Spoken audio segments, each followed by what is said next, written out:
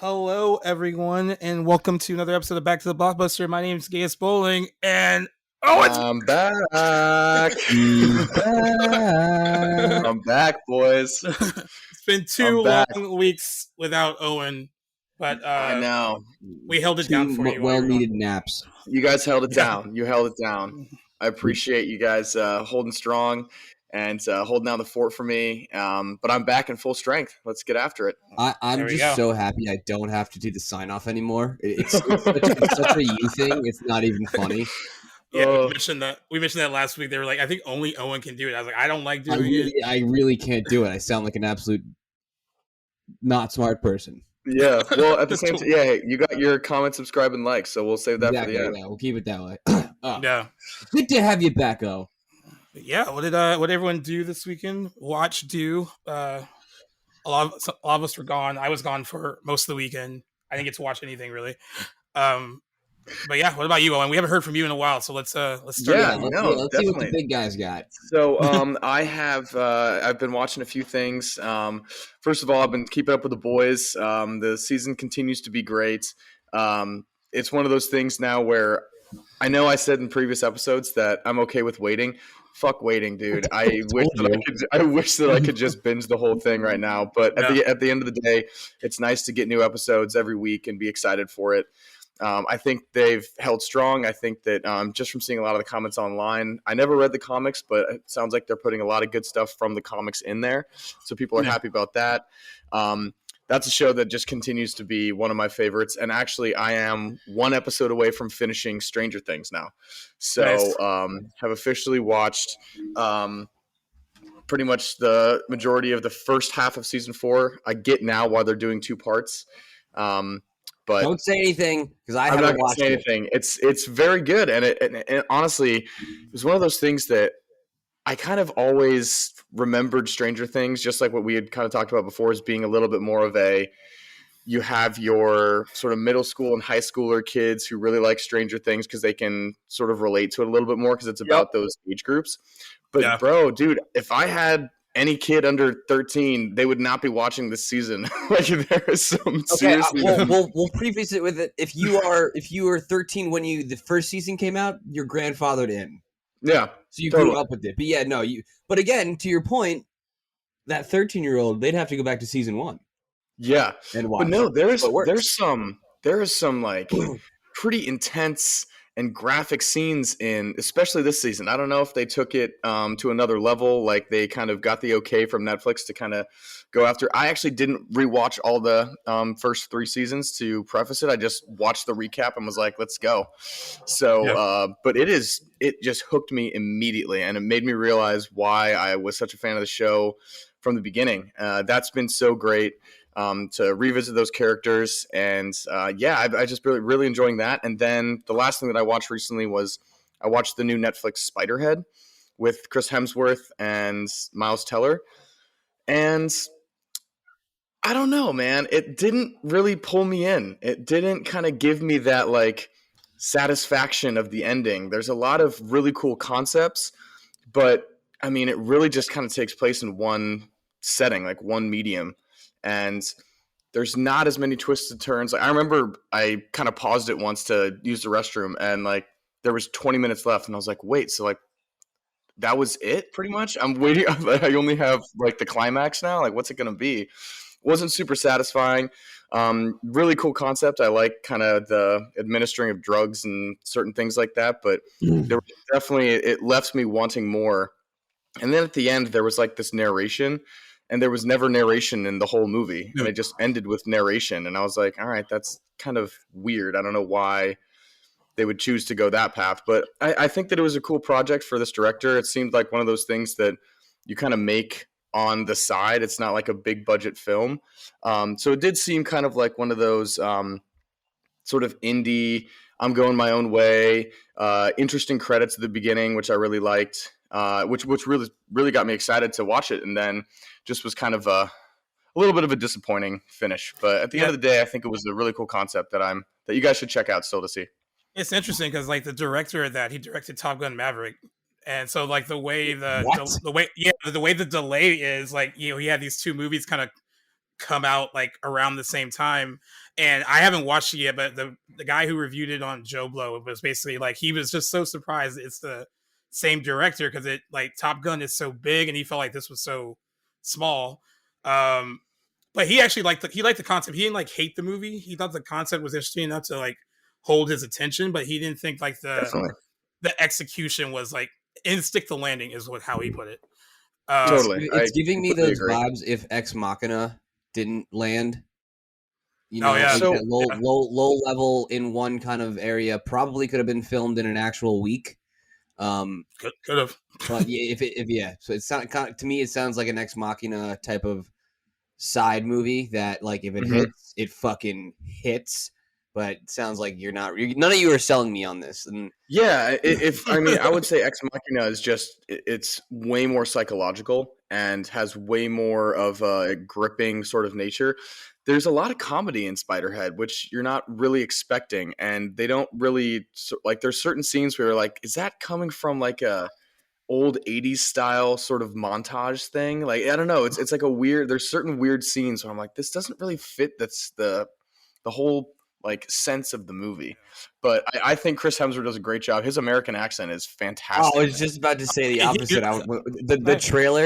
The trailer that you like watch on Netflix when you're like hovering over it, and he's giving Miles Teller that like, I don't go into your room, you don't go into mine. I was like, dude, stop talking, please. You are freaking me the fuck out right now. It's good. Like, it's good. Like, no, I really think that Chris Hemsworth just needs to stay Australian in all characters. Like, I don't care. But like, it was just maybe it's just more of a shock. Maybe when I watch the movie, it'll work. But I don't think there's ever been a movie really where he's actually carried a full American accent, and it really threw me for something. Yeah, I think he did in Cabin in the Woods, right? But I don't think it was like it wasn't consistent. Like you could tell, like it was like he was still learning. He was still learning. So that was like one of his first movies. Yeah. How was Miles Teller? I was just about to say. So Miles Teller has such acting chops that I really like. The one that he is in with Shailene Woodley, that's probably my favorite performance of him. Spectacular Now. That's a good movie. Yeah, Spectacular Now. I mean, he just sells everything. But this performance seems like he can't really find the direction of the character. I think that he's trying to pull from different senses of his like past, and he's trying to embody this character, but none of it really gives you that sense where like, oh, okay, I believe like his name is Jeff. I'm like, all right, I don't really see even that. Yeah. So like there's like certain things that just don't really hit for me with his performance. I think that he goes too, like, he screams and yells when he maybe shouldn't, and he's calm when he should be frantic. I don't know. It's just a very, but that's also goes hand in hand with the theme of the movie and kind of why he might be acting that way. So Yeah. I think definitely a rewatch would make me see things a little bit differently after I found, like, once you find out what happens at the end. But at the end of it, like you said, didn't really stick the landing, and I just kind of felt a little bit dissatisfied.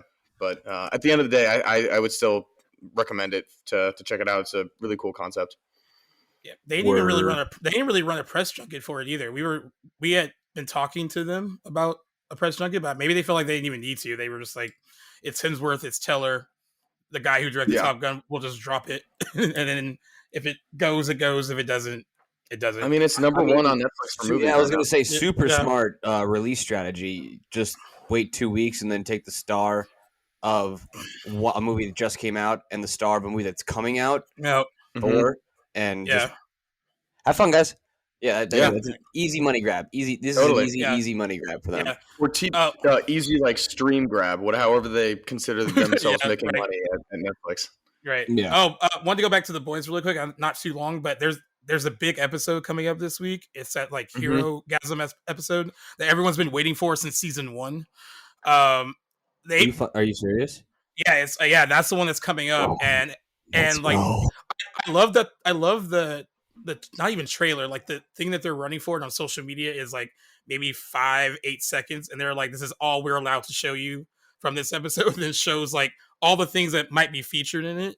I guess in the comic that whole thing is very out there, and they were just wondering how they were going to do this in live action, and I think that's going to be the talk of like social media on Friday night when that episode drops. So what's the story behind this Hero Gasm? I want to give it to you. Hero Gasm, as in there's just going to be a lot of superhero shit going on. Okay. I see what you mean. Yeah, let me give you. It's not an actual thing. It's just a lot of superhero stuff going to happen. Boys, it could be centered around sex too. So Yeah, I think there's probably a little bit of both. It is the boy, but I think what Gaius was referring to is there's just going to be a lot of shit going down. Okay. Well, no, I mean, it's more about the well, it is the sex stuff because there is stuff in the actual story that's very explicit, and they were wondering if they were going to go as far as to show all of it.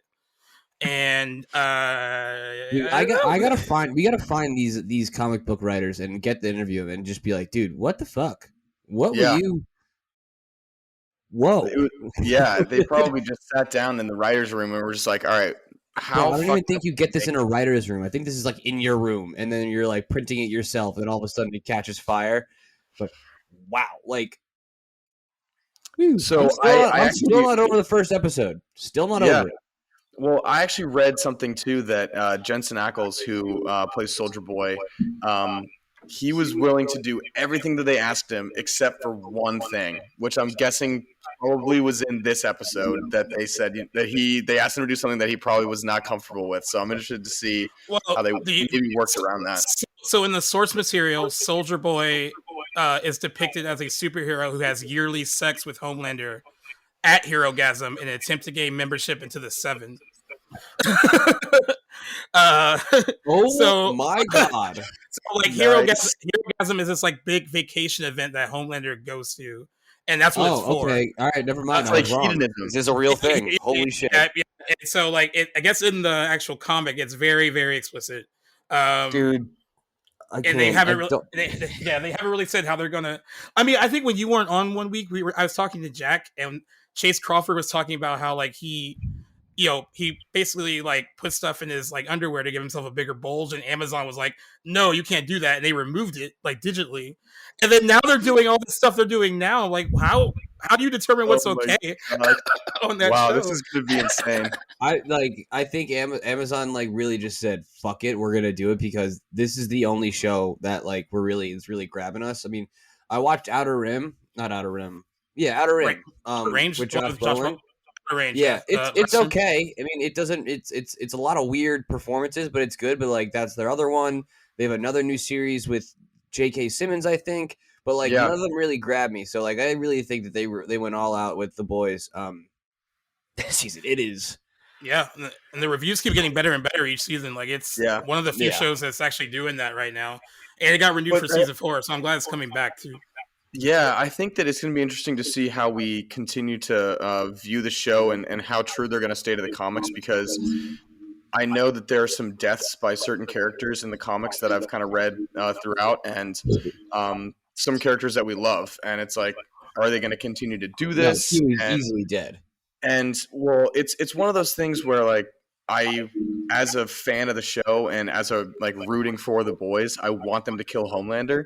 But without Homelander, there's no show. There's no like real villain who we're all rooting against. So it's like, can they really bring one that's a better villain than Homelander, which I don't think they can. So as much as I want them to stay true to the comics and maybe kill off some characters, like if they kill Homelander, I'm gonna have a hard time finding that villain to like fill that void.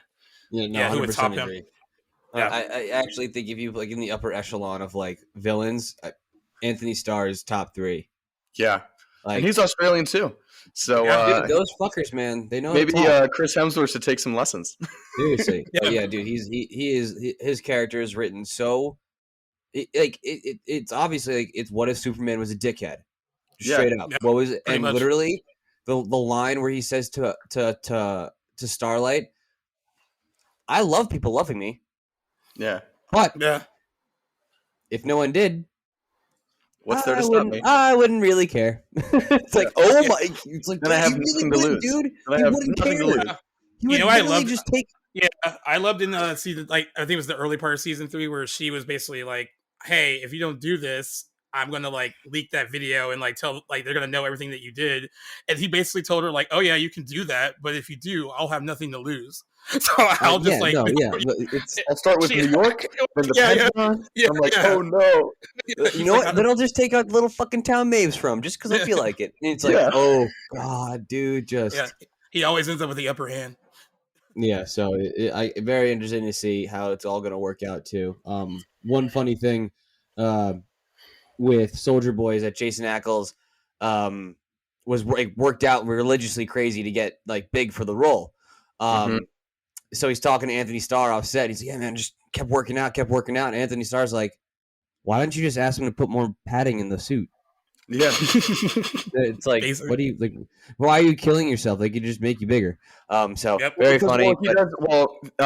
Soldier Boy does have a shirtless scene, so I think that even for that scene, he's got to look massive. He's got to look good. I kind of want to look it up because I saw a picture of Karl Urban and Anthony Starr standing next to each other, and Anthony's pretty small. No, he's not a big guy. Yeah, he's not a big dude. Yeah. So if he's not, he's 5'11", which I guess maybe it was just a weird angle. Karl Urban's 6'1", but like, I mean, if he's only 5'11", and he's meant to kind of tower over some of these characters, they've been shooting it very, very well. Because what do you think Tom Cruise has been doing for his entire career? He's 5'7". Completely true. Right? Completely true. But at the end of the day, they've done a very good job with this sort of the angles of this shot and making him look like he's just always looking down on people. I think that's a really well done. Yeah. Have you been watching anything else, Jack? Yes. Well, what? Are you guys watching Peaky Blinders? I've never watched it, so you're not. Both of you?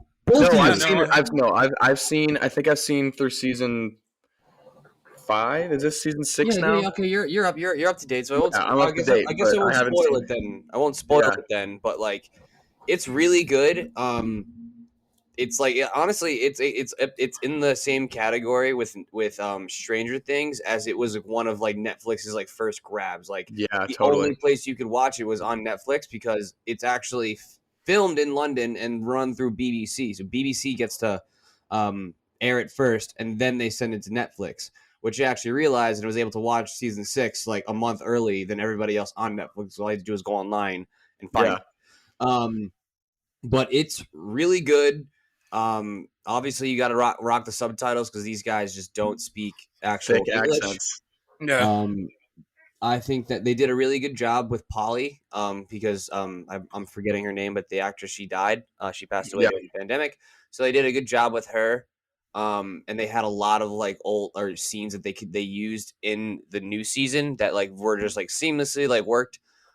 Big twist at the end, and it's dope because the original plan was for like 4 seasons, but the creator just keeps churning it out, and now the next iteration is going to be a movie that kind of like wraps it all up. And the thing with Peaky is that they kind of jump from like every 3 years is like a new season. Because the main guy, Tommy Shelby, is essentially he's just a rise from a local gangster to basically being a congressman. So there needs to be a lot of time in between because it's only 6 episodes. The next, it's in England, so it's probably in Parliament. Yeah, so he's in Parliament. Yeah, so congressman. Yeah, so whatever you want to call him, he's in Parliament. He's like OBE, all that nonsense. But the next one's going to be in World War II, essentially the start of World War II. Yes. And Tommy Shelby has been working with Winston Churchill like for the maybe like since he saved him in the season finale. So it's really cool. He's also a war hero from season 1. So that's going to be like, it's going to be really cool. And I think if you watch the last season, you'll like the ending twist is like, oh, wow, what a fantastic way to write this character. Because Tommy Shelby is easily one of my favorite characters ever. Yeah. I think that, I was talking to someone who is also super into Peaky Blinders, and they said that this finale was one of the best ways to wrap a show that he's seen in a long time. Because, we all know how Game of Thrones ended. I would say Breaking Bad ended pretty well, but for all of these very loved and sort of phenomenon shows, the finales usually aren't necessarily the ones that everyone's raving about and saying. Even The Sopranos, I would say people are like, "Why did it end that way? That was ridiculous." Yeah. So I think to have raving fans for this finale says a lot about the show and the writers and the creator. Yeah, and good for that Finn Cole guy who's on that, like he's on that show and he's on Animal Kingdom as well. Yeah, I really like that too. I saw that he gets to like rock like 2 shows at once for a little bit. Oh wait. Finn Cole plays Michael Gray on Peaky Blinders, And he plays he's got a big he's a good plot point of the show actually. But that's one thing too. Like a Peaky's, like they come out so out of far between each other that like sometimes you have to remember what happened, or like what like one little someone said last season that basically is like the whole thing for this season, which actually is basically what happened. Finn did something in season 5, and that basically was like the whole like underlying storyline for the entire way through. So it was really good. Gotcha. What else did I watch? The Boys. So Jack, before you start, I remember seeing a tweet back when season 5 came out, Peaky Blinders, and some guy commented. He said, "Oh gosh, all right, so Peaky Blinders new season's out. Guess I'm smoking cigarettes and day drinking again." Oh, it's so bad. It's so bad. It's up there with True Detective as the show that, like, if I binge it, I might go through an ounce of weed just because it's just like, oh, Matthew McConaughey lighting up another one. Oh, Tommy Shelby lighting up another cigarette. Like, and it's funny too because I read that he smokes rose petals, not tobacco. Yeah, I mean, I think there's a traditional like set and film thing that they all smoke, and I heard it's terrible. But some say it's worse than actual like cigarettes. Yeah, that's why it's so funny too, because like he's literally just ripping rose petals, and you're just like, dude, that's so many, dude. Like, because imagine when he takes you have to do smoking the cigarette. Yeah, it's a lot. And then I watched Obi-Wan, which is just last 2 episodes. Big finale tomorrow, huh? I'm staying up to watch it tonight. Like, Obi-Wan has been fantastic. I cannot. I mean, first couple episodes are a little slow, but it is so freaking good. I can't. The last 2 episodes have been fantastic. I cannot wait for this last episode. I do hate the Disney the Disney formula of like 6 episodes. It should be 10, but it's so good. Yeah, they feel like they're making them like 6 mini movies because they're thinking they're like it's 6 mini movies, so it's like it's long enough. That's not long enough process for sure. 45 minutes is not covered. Why does every Star Wars show though have those first 2 episodes where it's like you got to get through them? No, it wasn't to get through. It wasn't to get through. It laid the ground. Like when you read about Obi-Wan coming out, you read about Hayden Christensen, Darth Vader, all this stuff. They needed a story. Like they needed a new story to like lay out, and they needed to do it as easily as possible. So, like you don't ever hear in the second trilogy that Obi-Wan is like watching Luke like in the desert. Like you never realize that. So they kind of had to flesh that out a little bit. But now once they get into it, it's like he's still a Jedi. This is the Darth Vader that we've all actually read about, because like I've always had my thing with Darth Vader, because in the prequels he's very intimidating, but he doesn't move very well. You know what I'm saying? Like, wait, when is he intimidating in the prequels? You only see him in the third one. Are you talking about the original trilogy? You know what I'm saying? Like with the old ones. Okay, got it. I'm sorry. I apologize. I mixed them up. I thought you meant Anakin. I was like, oh no. Oh no, not Anakin. I'm talking like literally the body double with James Earl Jones dubbed over. Like he was very like robot. He's very robotic. Was like, okay, I get it, but like they also didn't have the technology to show how force powerful he was in those. Totally. So he never really scared me. Now he scares me. Now he fucking scares me.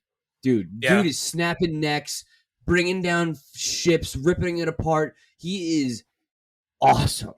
Oh, there are some people bitching. That's exactly what I needed to hear. Yeah, there are some people bitching that you don't see enough of Hayden Christensen himself. But I mean, that changes in the next episode. Like, I just wouldn't expect to either. Though I mean, I just like assumed he'd just be the body, and that's fine. And he's still the guy in the suit. And that's all that really kind of matters. And we figured they would dub his voiceover anyway with James Earl Jones if they had to.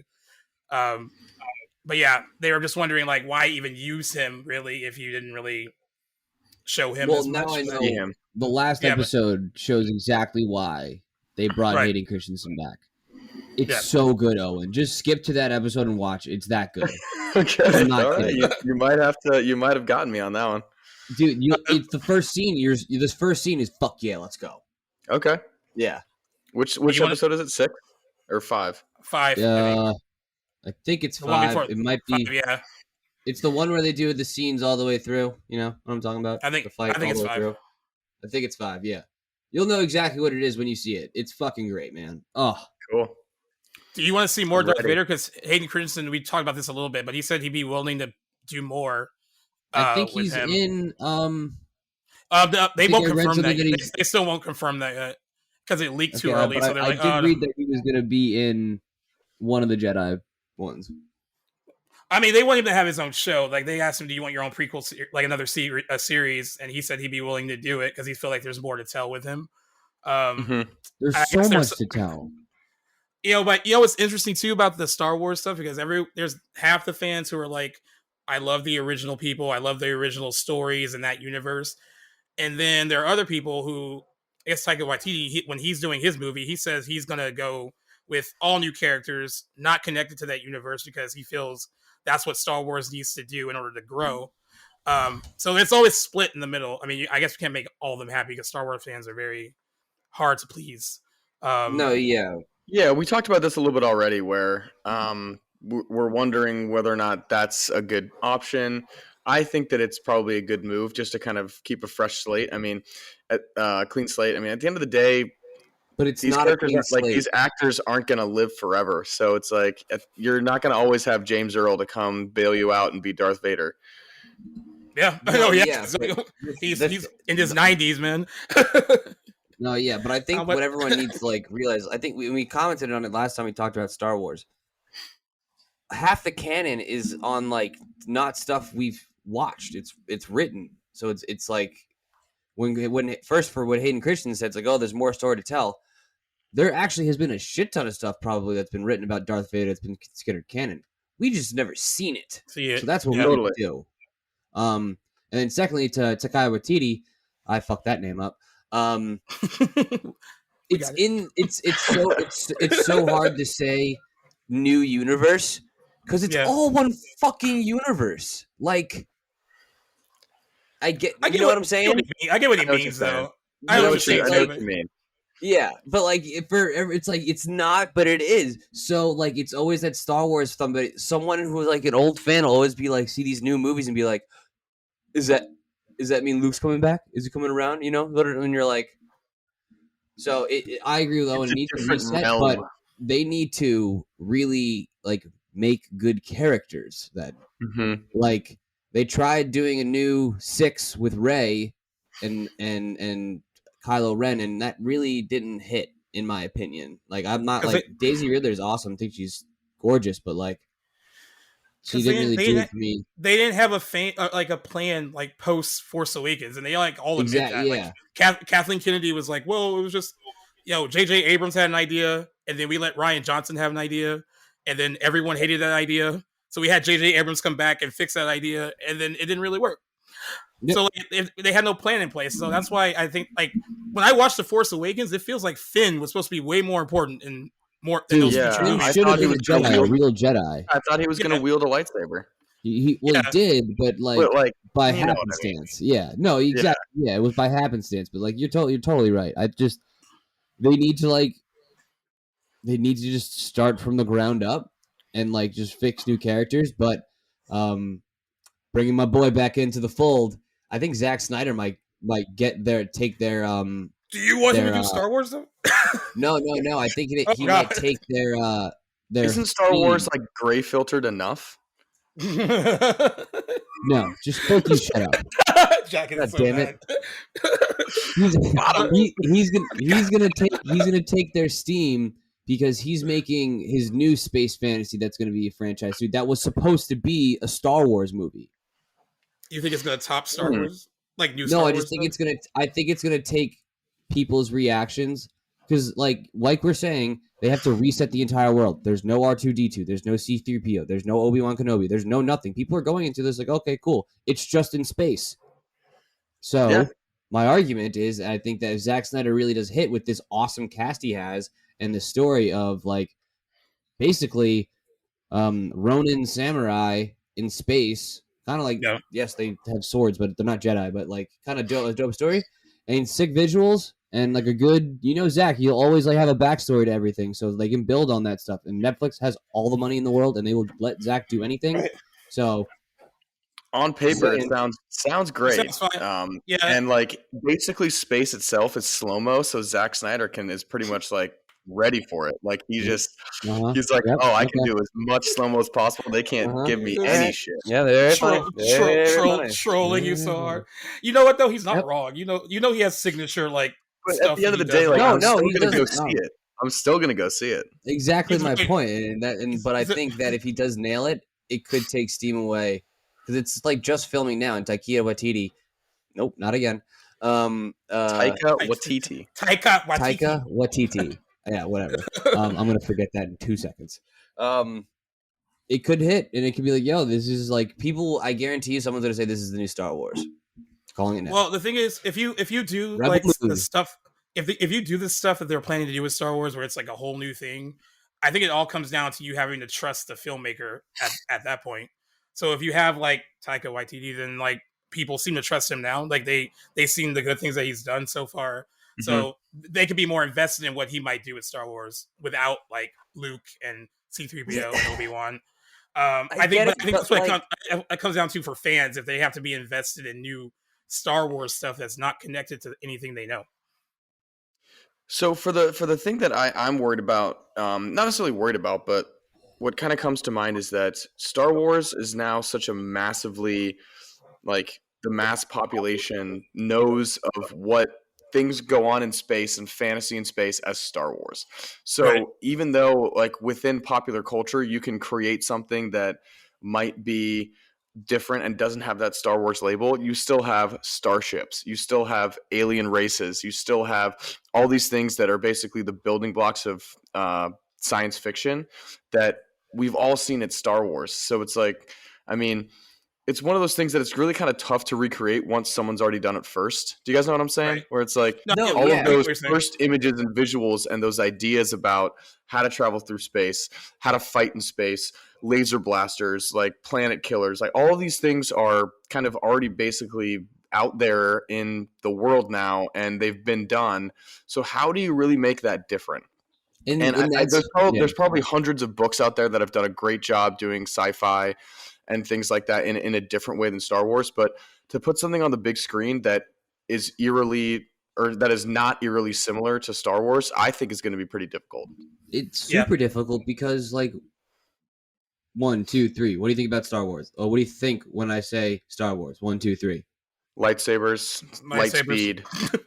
Exactly. So right off the bat, we have to now shift everyone's paradigm and train of thought to something completely different. Like, the reason that Solo and Rogue One were somewhat interesting because it tied back to the end story, because we got those little tidbits of like this or that. The only reason, like, if they just made Solo and there was no Han Solo in Star Wars, that would have just been a space heist movie, and like it's like, okay, cool, spaceships, aliens, like the lore of having Star Wars shit in it is that it's a Star Wars universe. So that's, I told you, it's going to be super difficult.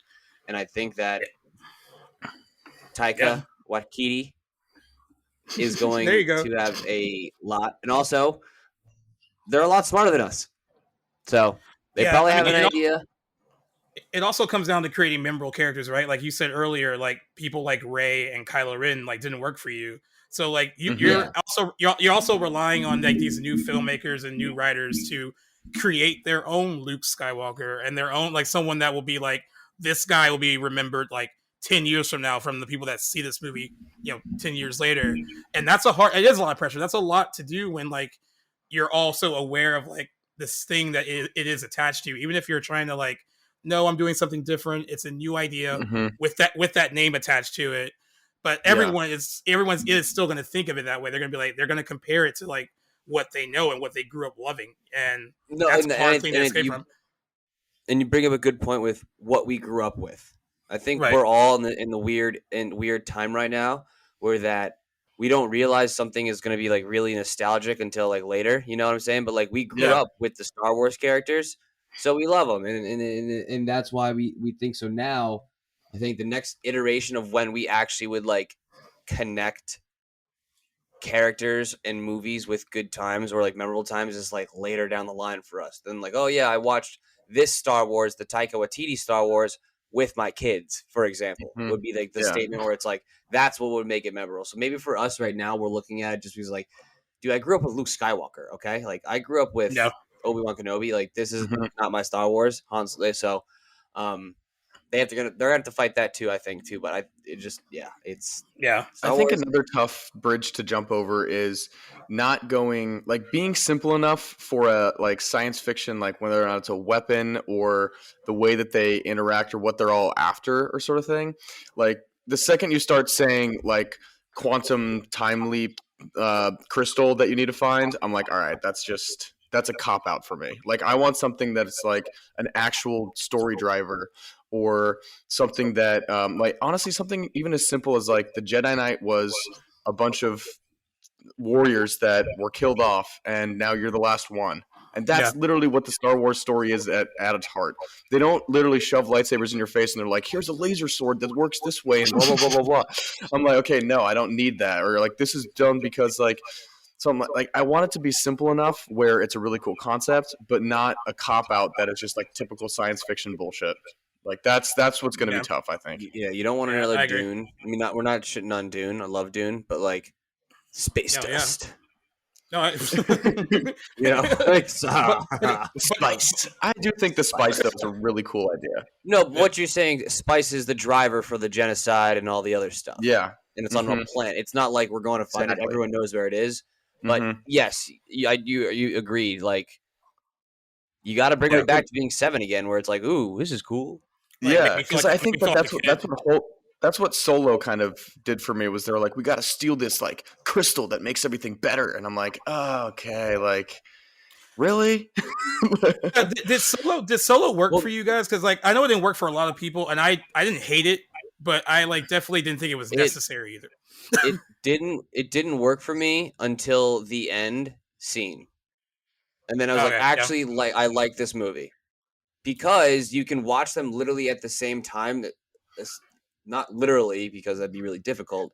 But you could watch them at the same time, and like this is the, like the timeline of an actual movie. So technically it's one long movie, but like I love it because at the end, I don't love it. I'll take that back. But it's an entertaining movie. I'll definitely watch it if it's on.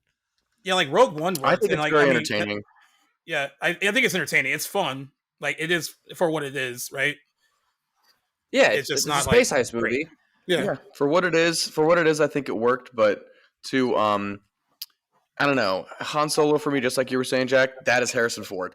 So to see someone else play like a young Han Solo, trying to like imitate his charisma and sort of his douchebaggery, but also his lovingness, it's really hard to do. And so to kind of recreate a character that is so near and dear to all of our hearts, it's just really hard to do. And so I think that it was a great standalone movie. It did a great job with cool visuals. I love Woody Harrelson, so I'm always going to shout him out.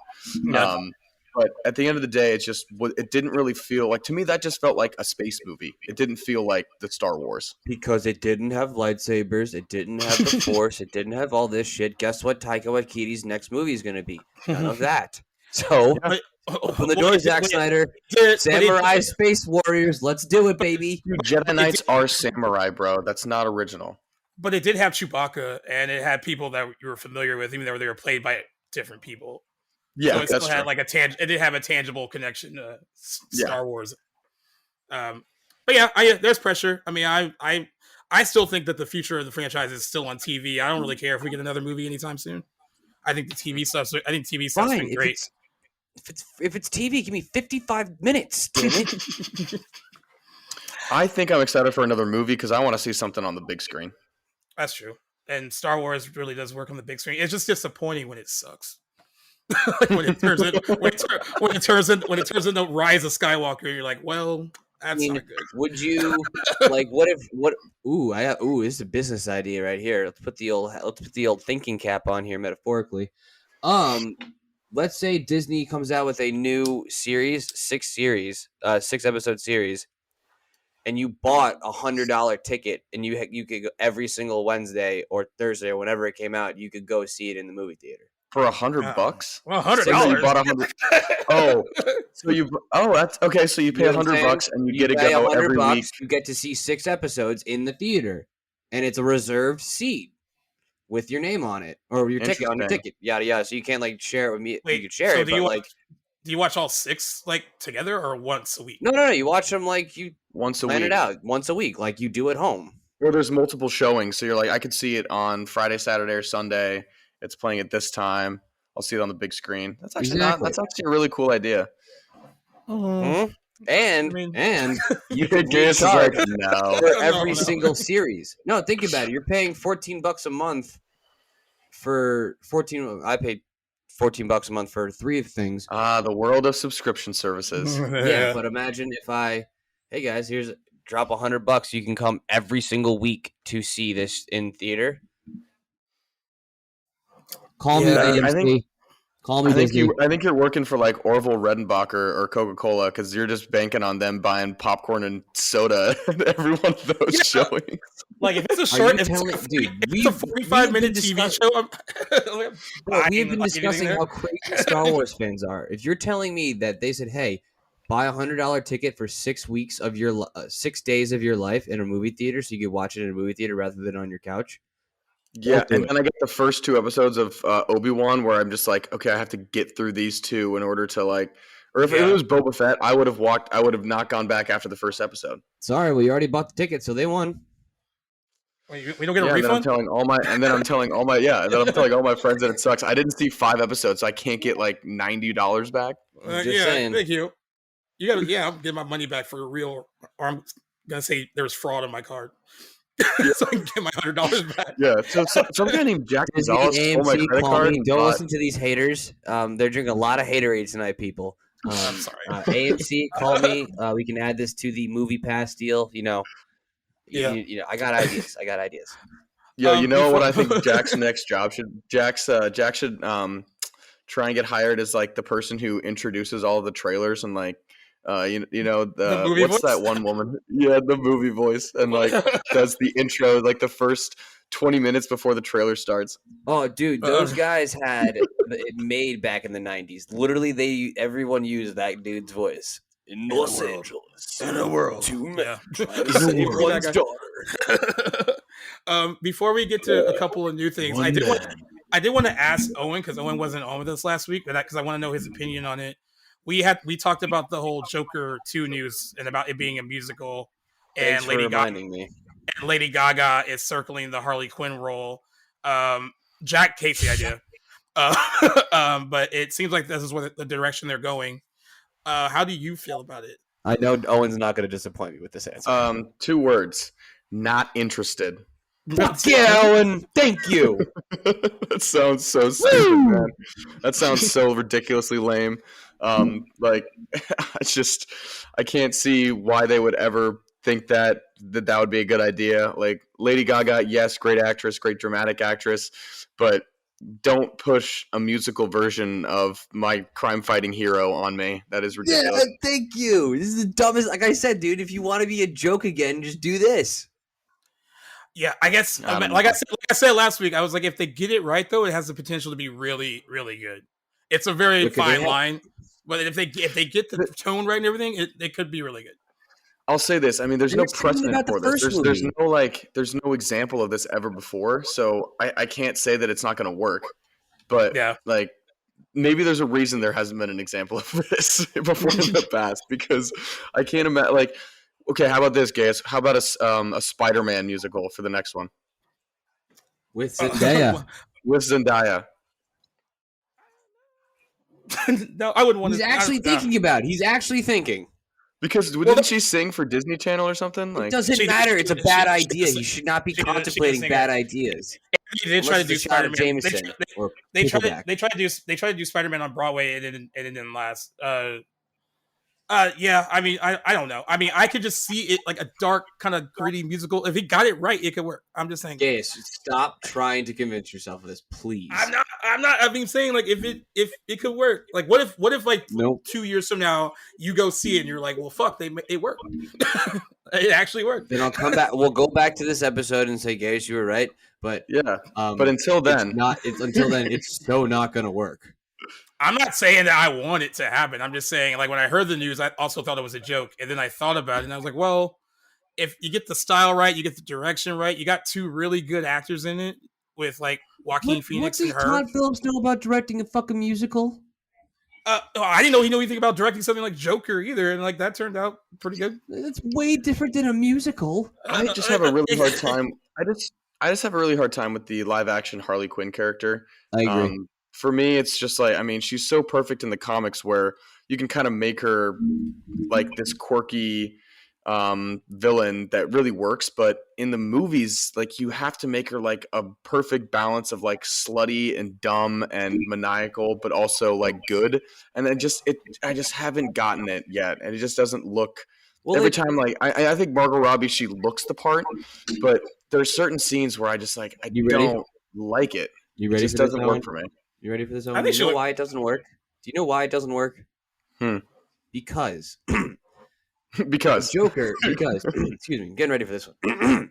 The Joker was created in like 1930. Okay, whenever the Batman comics, he was like the third villain.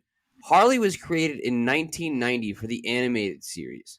So Harley is only Harley because of the Joker. If you take the Joker out of that equation, you just get this dumb, slutty, hyper, emotional girl that we get in the movie. If DC did it right and showed that Jared Leto's Joker was just extremely abusive physically and mentally, and would easily throw her out in a second for like to get away and stuff, but she always kept coming back, then this Harley Quinn that we've seen for the past 8 years would work, in my opinion. But because the Joker's not been there, she's just a dumb girl. Yeah, the Suicide Squad, the first one, just kind of proved that to me. I mean, they tried to have a backstory for it, and I was just like, "Shut up." Well, they did, but they didn't show. Well, they showed her backstory. She was they fucked it up by doing it in like 2 seconds, like in the and they cut a lot. They cut a lot of what like the stuff they had together too. They didn't. Yeah, they cut a lot of it out. But that's Warner Brothers' fault. Yeah. Damn fucking right. You guys know where I'm coming from? Where it's just I feel like it's such a hard character to really put on in a live action. I don't know. I think she's done it. I think Margot Robbie did it well. I mean, I don't like it worked for me. No, she didn't do it bad. I thought she was hot. I mean, she was awesome, so hot. But like, she also like did all her own stunts. She does like she's been caught reading the comments in public. Like she loves the character too. Like she really loves the character. I think that DC tried making her more anti-hero than like redeemable villain. And there's a big difference between the two. Like an anti-hero is like, oh, I know I'm bad, but I'm gonna do like force to good, or the villain part is like she like clicks one day and is like, oh, I'm good. Like it's different. There's a reluctant villain. So yeah. Don't no to musicals, please. No to the musicals. Bring it back to the point. Don't give me music. Don't give me Lady Gaga singing on a tabletop.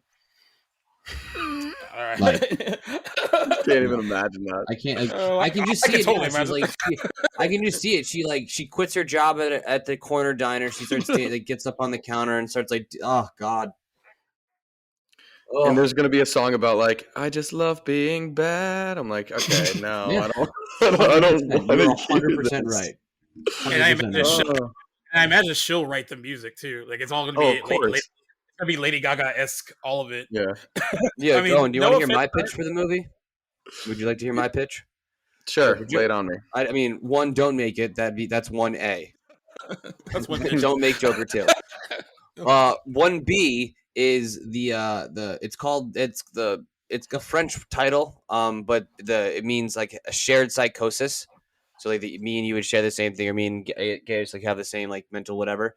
My idea is that some little impressionable kid who's like 15 or like maybe in his early 20s saw Joaquin Phoenix dancing on the car at the end of the movie and just got so enamored by him that we start following his exploits to becoming the actual Joker that would be in connection with Bruce Wayne's Joker, with Bruce Wayne's Batman. Bruce Wayne? Yeah, I really, wow, I don't know. That has never happened before in my life, people. I really got caught up there. And on Batman too, nonetheless. Yeah, right. But yeah, and then and have him grow up being the Joker, and then like I think that's a cool idea. Yeah, but not it's better than the fucking musical. Yeah, yeah. I mean, I knew I was going to be the minority on this. I don't even like love the idea. I'm just like open to it. I don't like I don't need it, but I'm open to the possibility of it being good because I can actually see You know what that. and you know what sucks is that if it does get made, critics are gonna love it. Oh yeah, it's gonna like, it'll be Oscar I have a, nominated. I have a That's my feeling nightmare too. that it's That's gonna my be like nightmare. super critically acclaimed and like the best movie of the year. I'm like, I have a feeling that if it does get made, that'll be that. But I don't. Also, like, you gotta remember the composer for the Joker won Best Score, and she made that in like 3 days. So Wow. I'm not gonna even try to pronounce her name. She's like German or something, but it's a slap in the face to this woman too. That cello was they might amazing. bring her back. She can still incorporate music like into the musical. No, she can, but like to bring Lady Lady Gaga on is to bring a big name on to like, Lady Gaga's music before anything else. She's not an actress, then musician. She's a musician first. So I always feel that if you're bringing on Lady Gaga, you're bringing her in for her actual musical talents on and off the screen. So I think it's very rude. She sells well, and she sells, like which is globally, very rude because this movie made $1 billion. Yeah.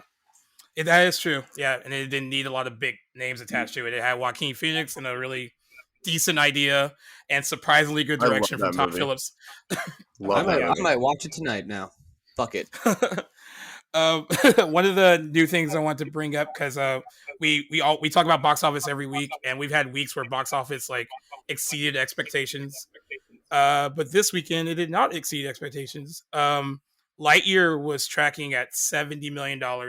I predicted 80 for Joe Blow, and I was way off because it only opened to 50.6 million for the weekend. It actually came in second behind the second weekend of Jurassic World Dominion. There are a ton of excuses as to why they think this happened. From like they should have kept Tim Allen to like Disney's too woke. That's why they didn't keep Tim Allen because he's conservative, and that's why they got Chris Evans, sorry. And then just the overall idea of like, yeah, it's tied to Toy Story, but it's not really tied to it. There's a lot of reasons why maybe it didn't work. I'm just gonna give my 2 cents why I don't think it kind of played well. Someone pointed out on Joe Blow that the trailers for it were kind of confusing in the beginning. Like you couldn't tell how it was really tied to Toy Story, and like everyone was like, "Well, I thought Buzz was a toy. Like how does he have a backstory?" And so someone today, actually, a box office analyst said that they switched up the trailers. I think the week or two before the movie came out to make it more clear. To make it more clear that this is a movie that Andy watched, and that toy is based on that movie that Andy watched when he was a kid. But they think there was just a lot of confusion in the marketing, and that's why it kind of fizzled. And there's also like the last 3 Pixar movies have gone straight to Disney Plus because they weren't willing to risk releasing them in theaters. And I think they thought because this was tied to Toy Story that it would automatically just be successful, and that's not happening.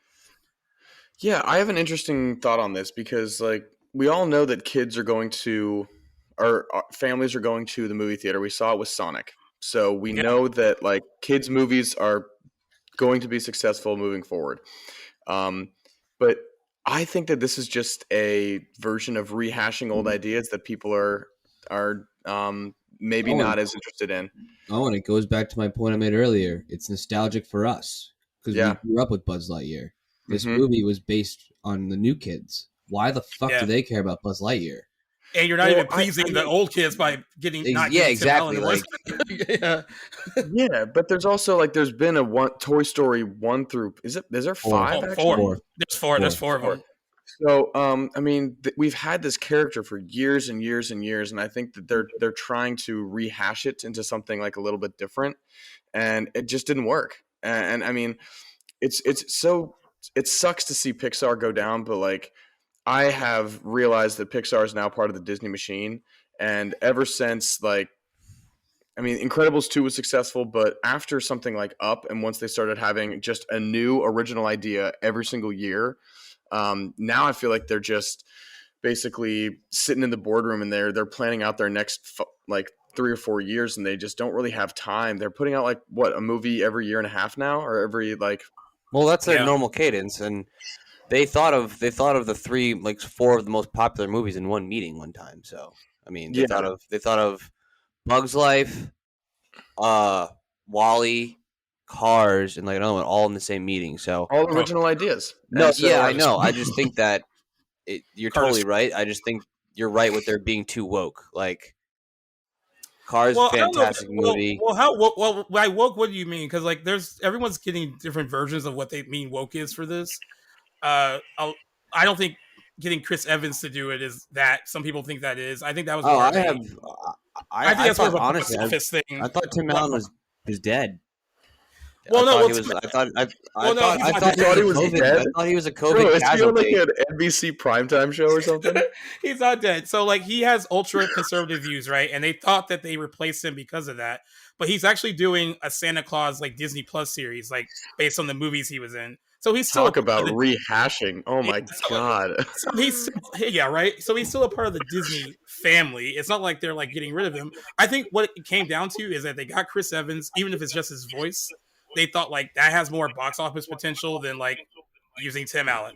And then the director said that he chose Chris Evans because it's a different character. Like Tim Allen's Buzz Lightyear is like goofier, the toy, and a toy, and this real guy is more stoic and like realistic. So like, if that's the direction they wanted to go in, fine. It just didn't work. I just don't like Toy Story 4, despite all the money it made, was completely unnecessary. Like, you didn't need it. Like it ended perfectly with Toy Story 3, and totally agree. And like, I agree with Jack. Like, you know, like the Toy Story stuff is nostalgic for us, but you're trying to get new kids to watch this by throwing in new characters as well. But you're really trying to sell it to us as like, hey, this is connected to that thing you watched in like '95 when you were a kid, and it's sequels. Like, and that trick didn't work. And I'm kind of happy it didn't work. Not that I want to see it fail, but I'm kind of happy that like they're like, yeah, it can't be that easy all the time. Like, you have to like put in a little bit more effort.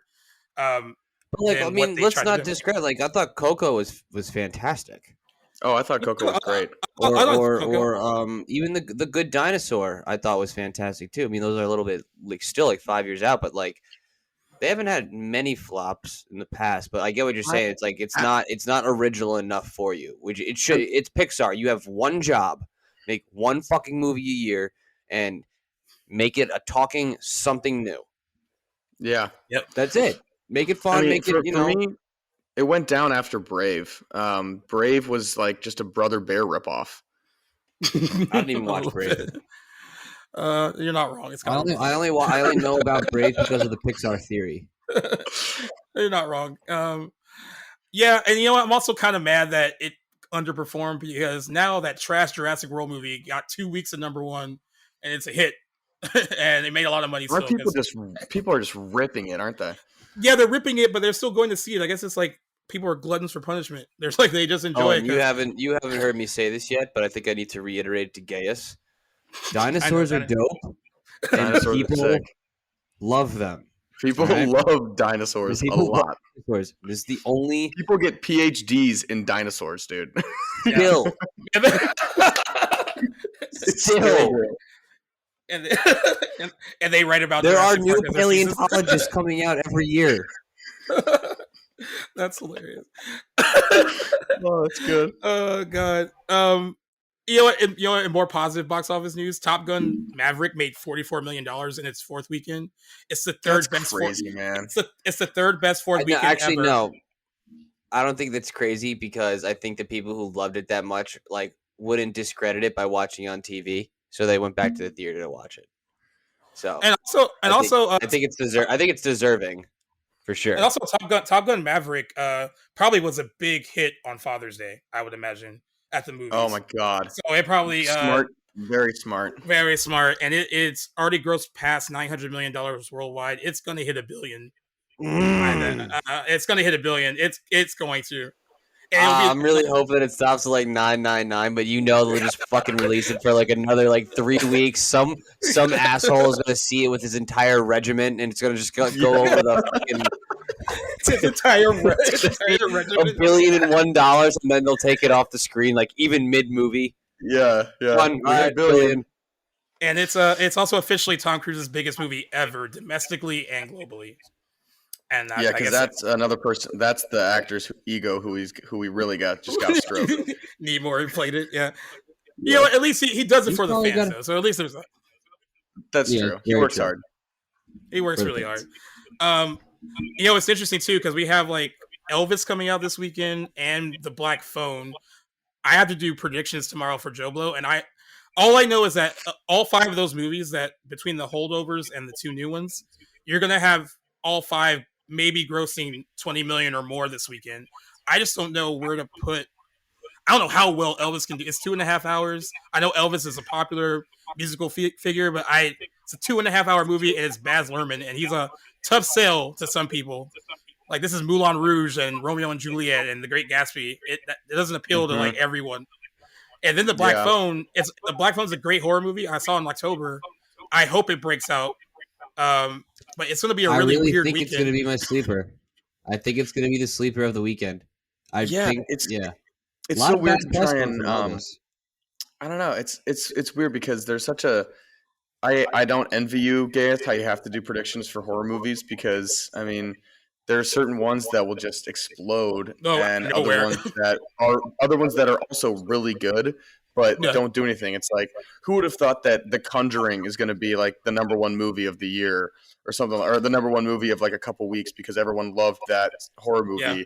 Like, I hope The Black Phone gets there. I would probably predict something like 32 or like, I don't know. Ooh, that's good. You know what? Because I could. Yeah. Like, it has.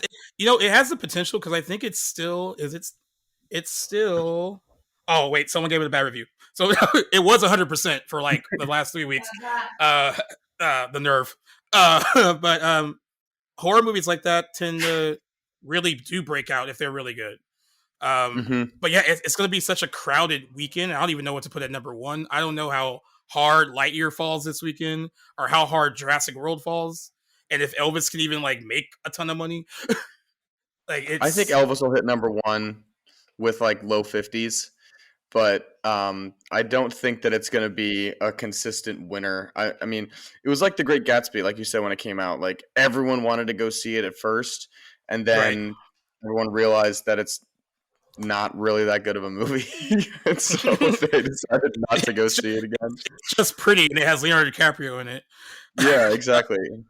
By the way, The Great Gatsby, when it opened to 1 second.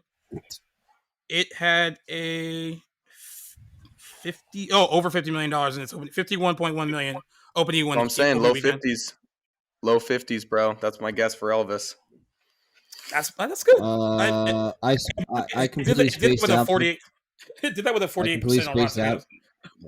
I completely spaced out for the past minute and a half. But I heard Great Gatsby, and I fucking love that movie.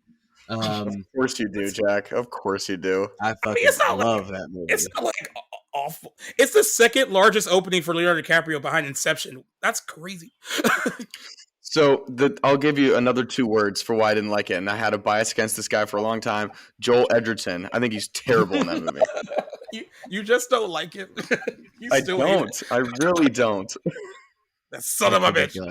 I like the movie because I read the book when I was in high school. I thought it was fucking great. I think we all did, didn't we? Yeah. Well, we'll see where we end up. I'm still gonna. I'm not gonna say what I'm predicting yet because I still haven't figured it out. Because it's 5 fucking movies that could that could gross over $20 million. Yeah, and then I just think that Austin Butler. He's not really a name yet, right? Like, is he? He's like an unknown kind of. I think he's just he's been getting a lot of bad press. Like I've read lately, like. He was so obsessed with the Elvis character that he still talks like him now, and he's like, and having this like identity crisis. That's too much. No, yeah, like he's like, is he getting methody like identity crisis now because he can't really snap out of the character, or he snaps into character at times, or he'll start talking like him too now, and you're like, and he didn't see his family for 3 years because he was filming this movie and shit like that. 3 years? Yeah, it's like he's a weird dude. Like his girlfriend's like, I don't even know who he is right now. Also, Tom Hanks is like in love with him. Like you see all the press and he's just like grooming this kid, it seems like. And anytime that you see like someone just kind of latch on to a younger actor, I don't know anything about that. That's not really my wheelhouse. Do not even fucking insinuate that Tom Hanks is doing anything of that kind. Kindly do not say a word back to me when you say this. No. Tom Hanks. All I'm saying is Tom Hanks is overly friendly with this gentleman. That's what you put it the nicest way you could right now. Overly friendly with this gentleman. Maybe he just sees something. Disrespect. He sees something in him that like apparently this kid's good in the movie. Like they said, he has Oscar buzz. So oh no, dude, he in the performance is sick. The story of how he got the role is like he sent in a video, an audition of him singing recreating one of Elvis's like famous like ballads, and it was like fucking awesome. Yeah. And this was before he learned how to sing and talk like Elvis. This is all just straight up himself, dude. It's nice. Pretty fucking sweet. Right. So he is good. He's just a dickhead after, apparently. Like he's just so lost in my role. Yeah. Well, you know what? We'll end this one because we've been talking about this person for a long time and seeing where they were going to end up, and we now know at least. Well, it was on Deadline. It's official, but they still don't know apparently what they're going to do about the movie itself. But Ezra Miller, moving forward, will no longer be a part of any future DC projects. After I can't even read all the stuff that they've been doing. Just don't read it. If you want to go read it, find it yourself. Don't read it. All I will say is this: is that I don't think Ezra Miller. I will read this one quote from this person that works with Ezra Miller on The Flash, and they said Ezra cut off contact from pretty much everyone for a while now. It's not the person they were. They weren't aggressive in any way. I just thought Ezra was a super intelligent kid with so many talents. So all I can say is that I didn't see that side in any way with them. So I feel like this guy just maybe had a mental break and it just is. Yeah, I'm telling you, all DC needed was a fantastic mental breakdown spiral down the drain for them to be like, you know what, it's probably not good for us to have him as the Flash anymore. That's all it took. But, I mean, just from reading everything that's been online, I mean, he sounds like he's just not doing good things. I hope, like I said in the past, I hope he gets the help he needs, but he also might need to spend some time confined in a barred facility for some of the things that he's done. I don't think anyone even knows where Ezra Miller is. And like I was talking to my editor-in-chief about it. I was like, does Ezra Miller have like fucking family or friends? Like no one is like coming out being like, I don't like, does he have no one? Like, because it seems like Ezra Miller's just running around like a fucking nomad and trying to like groom like minors, and like it's just weird. I don't know. Like it's allegedly. So allegedly. Snaps, sorry, bro. It just seems like he had like a pure fucking psychotic. No, dude, guys, I said it when we talked about it like initially. It's like Warner Brothers really wrung him out. Like he did like Fantastic Beasts 2, 3 back to back, Justice League back to back, then doing like did that, then another one, then did his movie too, dude. He has been nonstop filming shit. So are we saying doesn't condone kidnapping? Yeah, I'm not saying he's okay, I'm not condoning kidnapping in any way, shape, or form. I'm saying is that I think that he did have a mental break. It's because the fucking studio just kept working him so much, and he clearly didn't recognize that he needed a mental break. Not condoning any other things he's done. But if you were to take that and that, you could be like a correlation, be like, oh yeah, maybe he was a little off. Maybe he did have a big breakdown. At the end of the day, he's an actor, and many actors have done multiple projects back to back to back, and none of them have been kidnapped anybody, consistently arrested for assault and then allegedly kidnapped a young woman. Coming from the dad of the podcast, are you serious? Come on. What? He can we cannot put that on Warner Brothers. Are we not going to sit here and talk about mental health or like how his well-being is? Like, oh yeah, a lot of actors. Not a lot of actors are like, I'm just listen. I am totally all for. I am all for mental health, but not for the. You can't just toss him away to the side, Owen. Like, what the hell, man? Hey, I'm telling you, get the help you need, but don't steal children from their families. Don't do that. You shouldn't do that. PSA, don't do that. And it was also probably a pre-existing problem that was already there, and it's just kind of it's coming. It's coming out now. Something snapped in his brain. I hope he. And my biggest thing is like I hope it doesn't get so bad where like someone gets hurt, because I can see it going that way too. Totally. I can totally see like this, whether it's himself or someone else. Yeah, whether it's himself or someone else.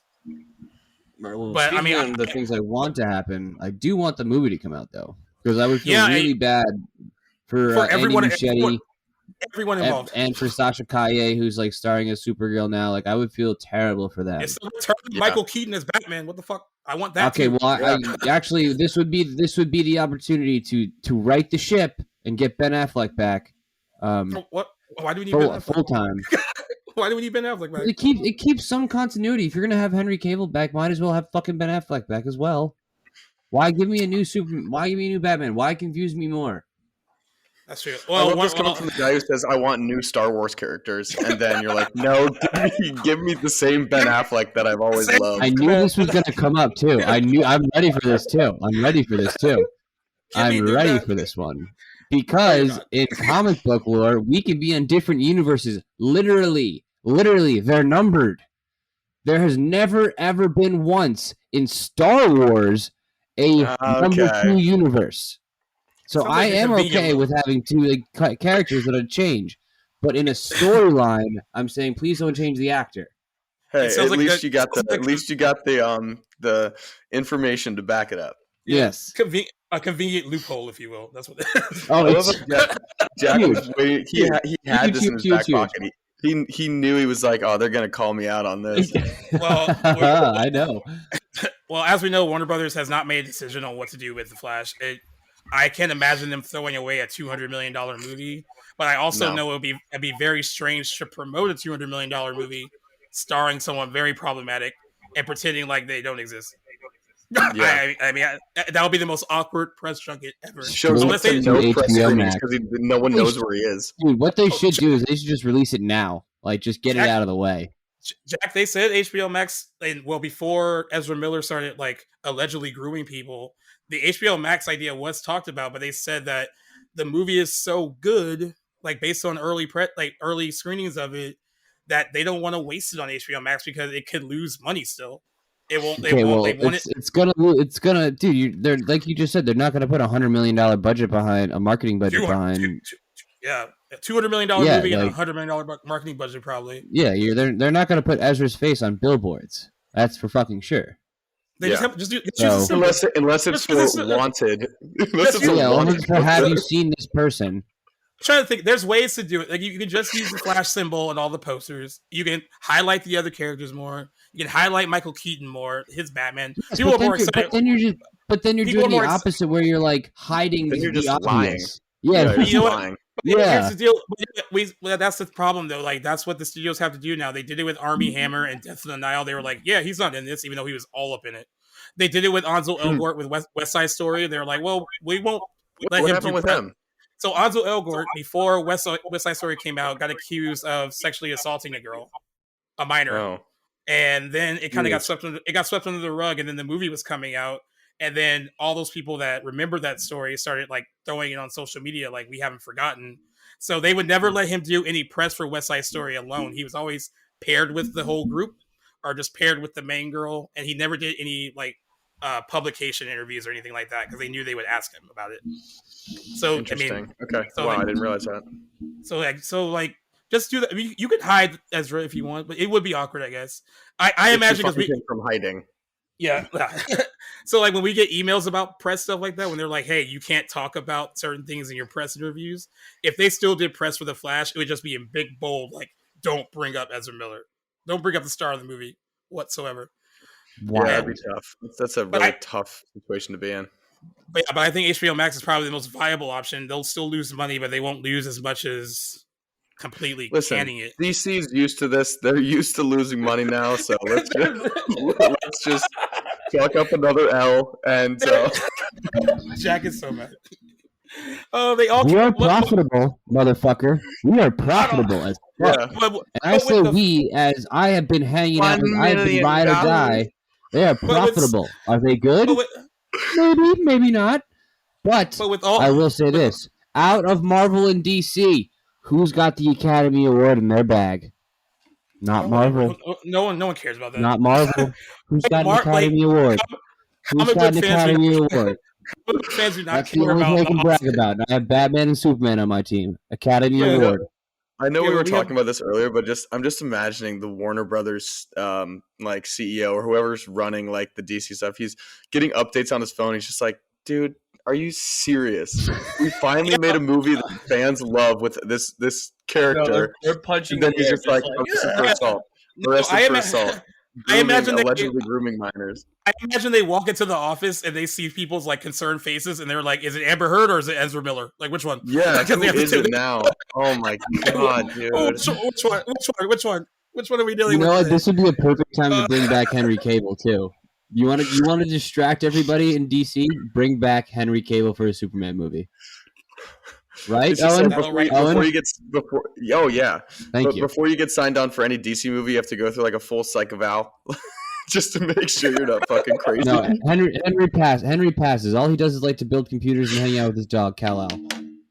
His dog's name is Kal-El. You know so much about him.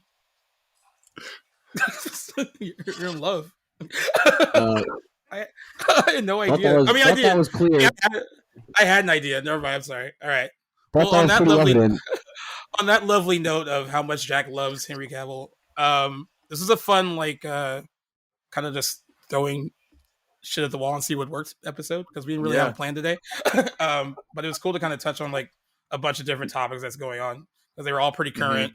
Mm-hmm. And then hopefully this is the last we talk about Ezra Miller, unless something really bad happens to them. Oh gosh. No, we'll talk about it one more time. No, one more time. We'll talk about it one more time when they officially say like what they're doing. Yeah, they have when to. The movie comes out. Yeah, they have to give an official statement on like, this is what we were going to do exactly with the film. I think they're waiting to see if something else happens. Well, yeah, they're getting a lot of shit for not saying anything, because they've been so quiet until this last weekend when they were like, hey, Ezra Miller won't be a part of any future DC projects after The Flash. But that still wasn't enough for people, because they were like, well, what about the movie? Because that's a concern too. Yeah. We already knew you were going to keep Ezra Miller around after that. Like, you'd be pretty stupid. You'd be pretty stupid too. But on the bright side, if there was one character that is going to be recast, literally, it can be the Flash, because travels to the universes. Dylan O'Brien, just give it to Dylan O'Brien. I think give me Dylan O'Brien for sure. Oh, yeah, I think Maze Runner. He was born for it, and he knows how to run correctly. He knows how to fucking run. Not the slow-mo Zack Snyder run. No. Oh, do you need me to get up and show you how Ezra Miller runs? He did this last week. This is ridiculous. We're going to be ridiculous. It's like a dance. Like slapping his arms against his thighs. He took inspiration from speed skaters, so he moves his arms side to side like this. He looks like he's running like, when Frozone is throwing the ice. That's what he's doing. He's like, he does look like that. Exactly my point. I think that's where he got most of his motivation. Dylan O'Brien knows how to run. Yeah. Well, too bad. All right. Well, yeah. No Grant Gustin, I guess. That's all right. But I'll take Dylan O'Brien. Please no. I'll take Dylan O'Brien. I'll take Dylan. Yeah, he'd be a good one. He was rumored when all this stuff started happening, like when Ezra Miller started assaulting people in Hawaii. They were like, we all thought this was going to be a simple, like, drunken thing, and like Ezra Miller would go to rehab, like, you're drinking too much, and now it's turned into like a fucking saga. It did not. It's so crazy. But yeah, I think that wraps this up. Next week, we will kind of talk about those 5 movies and how they did at the box office, and then next week is also the 10th anniversary of The Amazing Spider-Man, which is interesting to look back on now, because I think people have, after No Way Home, everyone decided that Andrew Garfield was their favorite Spider-Man and that The Amazing Spider-Man was truly a good film, and they think of it a lot differently. It's on Netflix now. Yeah, they think of it a lot differently than they did 10 years ago. So it kind of will be interesting to look at it in that lens now, where everyone kind of is like, maybe it wasn't as bad as we remember. But yeah, I didn't hate it. We'll save it for the conversation, but I didn't hate it, and I think Andrew Garfield's a pretty solid Spider-Man. So. Speaking of Andrew Garfield, that's the other thing I watched. Under the Banner of Heaven. Watched that last night on FX. Oh, the show. Yeah, True Detective show kind of thing. Very slow the first one, because it's like all Mormonism and stuff, but it's Owen hates that first episode. It's kind of dull. Let's get through it, guys. I promise. It's good. Owen needs The Boys season opener every Seriously, man. I was hooked immediately. He needs tiny things exploding out. I don't even go there. Please don't. It's in my head. Damn it. It's in my head. It is in my head now. All right, Owen, sign us off. You're back to do it. All right, I'm back. Oh, guys, thank you so much. It feels like a little reunion even after 2 weeks. But Gaius, I mean, we've been doing this now for over half a year, and it's just keeps on getting better. I feel like it's just so much fun to talk about movies with you guys and shows, and there's just so much good stuff that's coming out. And so we literally have like an infinite amount of things to talk about, and it's just so great to see. Next week I feel like we're getting better at our predictions, except for Gaius with Lightyear, so sorry about that. Major fail. 2 weeks in a row with some bad predictions, but I swear we're going to be doing better, and once we continue to kind of revamp how we're doing that, I think the polls worked really well on Instagram, and just keep on tuning in, guys. We've been number 5 on Good Pods for a while now. That just shows how everything we're doing is stuff that you guys are liking. So please continue to give us new ideas, ask about things that you want to cover. We love having guests on. It's always one of the best parts of the show. And listen to us on anything from Apple Podcasts to Spotify, which is how I like to do it. And just keep on tuning in. It's been great. Playlist has given us the freedom to be super creative, and they just give us the reins, and they've been a great partner. So always want to shout out to them. Yeah. And before you jump in, Jack, I want to say one thing about Good Pods. We actually jumped up to number 4 today, and I want to thank the people on that top 10 list, and that's people like the Cult Worthy podcast. Like they've been on twice. So with us. Weird podcast. Yeah, that's Antonio is the Cult Worthy. Like he's been on with us twice. They constantly share our stuff on Twitter. They shout us out. I know you guys aren't on Twitter really, but they shout us out almost every day for people to follow us and follow our episodes. And I do the same with them. And it's been a really good collaborative effort of like indie podcasts. And that's what Good Pods is really. It's another alternative to just listen to us, like Apple Podcasts and stuff. But it gives creators an opportunity to really connect with other creators and help promote their work as well. So I want to thank everyone that's been doing that on that top 10 list. Even that, I mean, I think even the top 30 to 40 has also just been like really sharing episodes and just the page and all that stuff. So thank you guys for doing that. And I'm more than happy to do that for you guys as well. Awesome. Yeah, and with that said, people who are listening, you've made it all the way to the end of this podcast, so I have to give you your homework assignment. That would be to like, subscribe, share, rate, comment on it, and see what we like. We want that algorithm on our side. As Gage just said, we want to keep climbing up the tops of Good Pods, so shout out to all the people that are retweeting us, favoriting us. The algorithm will be on our side soon, people. So like, subscribe, share, tell someone about us. And have a good night, people. Thanks, guys. Peace. Love you.